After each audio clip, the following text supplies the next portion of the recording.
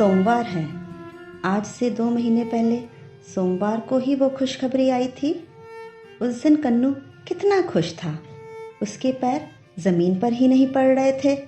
उसके पापा भी तो भागकर मिठाई लेने हल्दीराम गए थे। मोतीचूर के लड्डू लाए थे। पूरी सोसाइटी में सबको लड्डू खिलाए थे। उस दिन का कन्नू और उसने बहुत इंतज़ार किया था। पर नंदिनी को क्यों इंतज़ार था उस खबर का? क्योंकि जिसमें कन्नू की खुशी वही नंदिनी की खुशी। उसकी तो ज़िंदगी ही कन्नू के चारों तरफ घूमती है। जो कन्नू ने चाहा, हमेशा भगवान से यही मांगा कि कन्नू की चाहत पूरी हो। उसकी चाहत, उसकी इच्छाएं तो उसी दिन पूरी हो गई थी जिस दिन संजीव और वो कन्नू को इस घर में लाए थे।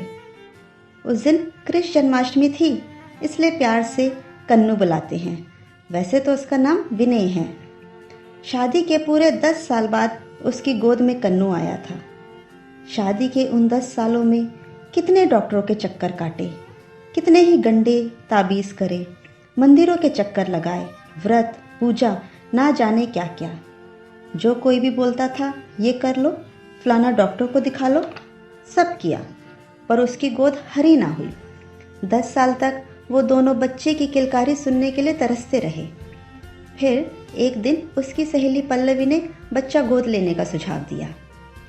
जैसे 9 महीने तक लड़का होगा या लड़की माँ को नहीं पता होता, वैसे ही नंदिनी को भी नहीं जानना था कि उसकी गोद में बेटा आएगा या बेटी। सारी कागजी कार्रवाई के बाद वो संजीव और पल्लवी अनाथ आश्रम गए। देविका नाम की स्त्री वह अनाथ आश्रम चलाती थी। उसने उसे कन्नू से मिलाया। छोटा सा बच्चा सिकुड़ा हुआ पालने में पड़ा था। उस बच्चे को जब उसने देखा तो देखती ही रह गई। और इस तरह कन्नू कृष्ण जन्माष्टमी के दिन लगभग 21 साल पहले उसकी गोद में आया था। पर आज नंदिनी को यह सब क्यों याद आ रहा है? क्यों बार बार उसकी आंखों से आंसू निकल रहे हैं? आज फिर से ऐसा क्यों लग रहा है कि उसकी गोद सूनी होने वाली है? कैसे जिएगी वह कन्नू के बिना? वह तो आज तक एक दिन भी कन्नू के बिना नहीं रही, फिर कैसे 2 साल बिताएगी कन्नू के बिना? सोचते ही उसकी आंखों से आंसू निकल पड़ते हैं। कन्नू यूएस एमएस करने जा रहा है। स्टैनफोर्ड यूनिवर्सिटी से कॉल आया है। वो भी तो यही चाहती थी कि कन्नू बहुत पढ़े लिखे, खूब तरक्की करे, पर फिर ये बेचैनी क्यों? कन्नू तो कहता है, माँ सिर्फ 2 साल की ही बात है, पलक झपकते ही गुजर जाएंगे। पर सब कहते हैं कि बच्चे जब यूएस चले जाते हैं तो फिर लौट कर नहीं आते, वहीं के होकर रह जाते हैं। वहाँ की चकाचौंध, वहाँ की क्वालिटी ऑफ लाइफ में खो ही जाते हैं। पल्लवी तो कह रही थी कि यूएस एक मकड़ी का जाला है, एक बार फंस गए तो निकल नहीं सकते। तो क्या कन्नू भी वहीं का होकर रह जाएगा? उसने तो देखा है, पड़ोस के गुप्ता जी का बेटा सिर्फ 2 बार ही यूएस से वापस आया। पहली बार खुद की शादी करने और दूसरी बार अपनी माँ के देहांत पर। तो क्या कन्नू वापस आ जाए, इसके लिए उसे मरना पड़ेगा? कैसे दुविधा में फंस गई है वो। यह उसके साथ क्या खेल खेल रहा है भगवान। पहले भी कन्नू के लिए 10 साल तरसी और अब फिर से उससे मिलने के लिए तरसेगी।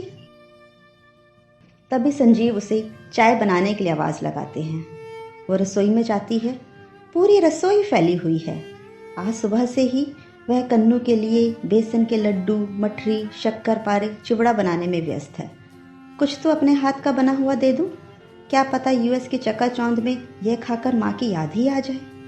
वह साड़ी के पल्लू से अपने आंसू पोंछती है और 2 कप चाय लेकर संजीव के पास जाती है। 1 कप संजीव को देती है और दूसरा कप खुद लेकर वहीं ड्राइंग रूम में सोफे पर बैठ जाती है। टीवी चल रहा है, नेशनल ज्योग्राफिक चैनल चल रहा है। पता नहीं संजीव को भी सारा दिन पशु पक्षी देखने में क्या मज़ा आता है।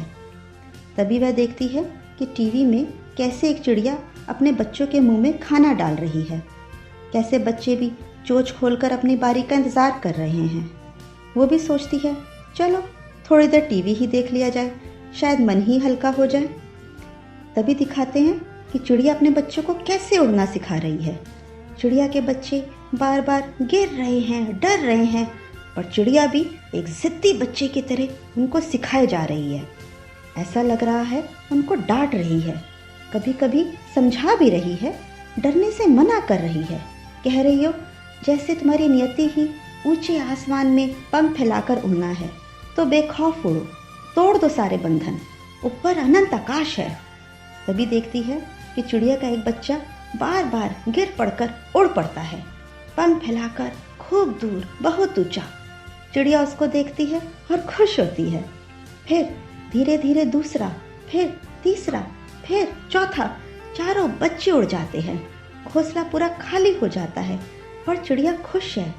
यही नियति है। उसके बच्चे अब वापस नहीं आएंगे, अब वो नए घोंसले बनाएंगे, अपनी नई दुनिया बसाएंगे।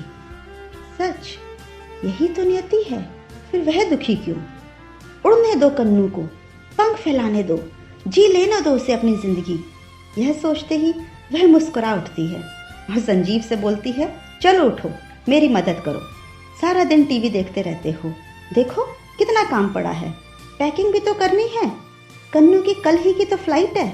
कल उसका कन्नू अपने पंख फैलाएगा, खूब ऊंचा उड़ेगा।